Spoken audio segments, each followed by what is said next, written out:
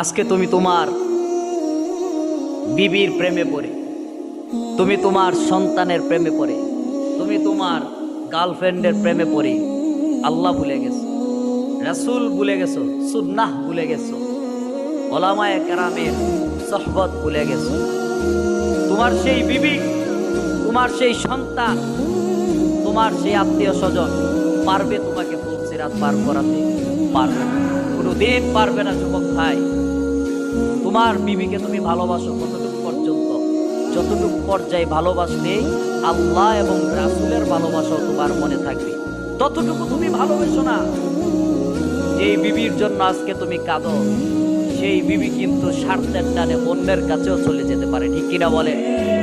যেই গার্লফ্রেন্ডের জন্য তুমি কাঁদো, সেই গার্লফ্রেন্ড কিন্তু স্বার্থের জন্য অন্যের কাছে চলে যেতে পারে, ঠিক কিনা বলে ভাই?